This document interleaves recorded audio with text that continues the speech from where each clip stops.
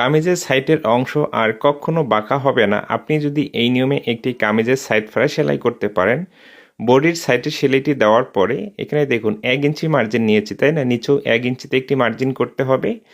আমি একেবারে নতুন একটি কৌশল শিখাবো, যে কৌশলটির মাধ্যমে আপনি একেবারে নতুন হয়ে থাকলেও কামিজের সাইড ফ্রা সঠিক নিয়মে সেলাই করতে পারবেন আর কখনো বাঁকা হবে না। 3-4 মিনিটের এই ভিডিওটি মনোযোগ দিয়ে দেখুন, অবশ্যই আপনি শিখতে পারবেন। যতটুকু মার্জিন রাখবেন এই মার্জিনটাকে এইভাবে স্কেল দিয়ে চকের মাধ্যমে সোজা করে একটি মার্জিন টেনে নিতে হবে।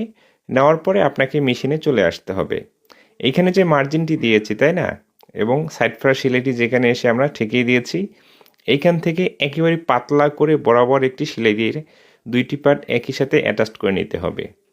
2টি পার্ট একই সাথে সেলাই করে অ্যাটাচ করে নিতে হবে। সেলাইটি অনেক পাতলা করে দিতে হবে যেন টান দিলে পরবর্তীতে খুব সহজে খুলে যায়। এরপরে কি করব, এই ঘেরের পার্ট দুটি এইভাবে রাখবো। রাখার পরে এখানে 2টি পার্ট 2 দিকে ভাঁজ করে নিব।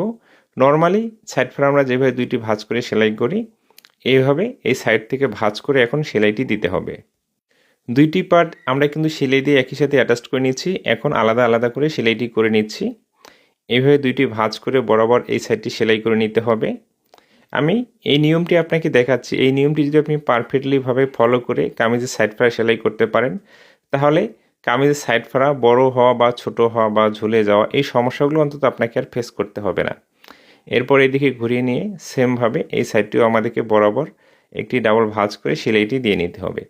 আপনি যদি আমার ফেসবুক পেজে নতুন হয়ে থাকেন, আমার পরবর্তী ভিডিওগুলো নিয়মিত দেখতে চান এবং সঠিকভাবে দর্জি কাজটি শিখতে চান, তাহলে অবশ্যই আমার পেজটিকে ফলো দিয়ে রাখতে হবে এবং ভিডিওটি ভালো লেগে থাকলে লাইক ও কমেন্টের মাধ্যমে আপনার মতামতটি জানিয়ে যাবেন। ওকে, এইভাবে সেলাইটি দেওয়া শেষ হয়ে গেলে এখন আমাদেরকে যে কাজটি করতে হবে, আমরা মাঝখানে যে সেলাইটি দিয়ে আটকে নিয়েছি এই সেলাইটি এইভাবে দেখুন টেনে টেনে আমাদেরকে খুলে নিতে হবে, কারণ সেলাইটি আমরা পাতলা করে দিয়েছি, এই জন্য খুব সহজে খুলে নিতে পারবো।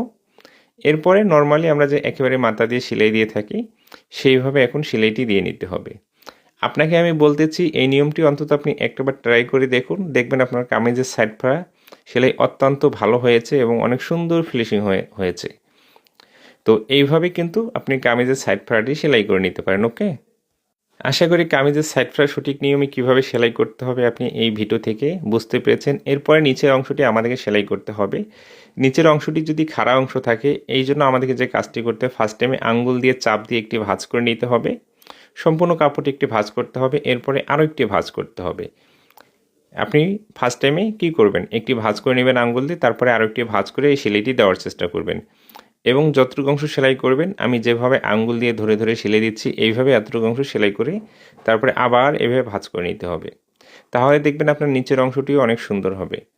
যেভাবে আপনাদের কাজগুলো দেখায় আপনারা যদি ওইভাবে ট্রাই করে সেই কাজগুলো করতে পারেন, আপনাদেরও কাজ অনেক সুন্দর ফিনিশিং হবে। তো এরপরে একেবারে মাথা দিয়ে এখানে আরও একটি সেলাই দিতে হবে। এইভাবে কামিজের সাইড ফ্রাও নিচের অংশটি আমাদেরকে সঠিক নিয়মে সেলাই করতে হবে। আশা করি আমার মতো আপনারও ফিনিশিং হবে। দেখুন কত সুন্দর হয়েছে। এইভাবেই কিন্তু আপনাকে সেলাইটি করতে হবে, তাহলে আমার মতো আপনারও সুন্দর হবে। ভিডিওটি শেষ পর্যন্ত দেখার পরে যদি ভালো লেগে থাকে অবশ্যই আমার পেজটিকে ফলো দিয়ে রাখবেন, যেন আমার পরবর্তী ভিডিওগুলো আপনার কাছে অটোমেটিকলি চলে যায়। এবং ভিডিওটি ভালো লেগে থাকলে বন্ধুদের মাঝে শেয়ার করুন। ভালো থাকবেন, সুস্থ থাকবেন।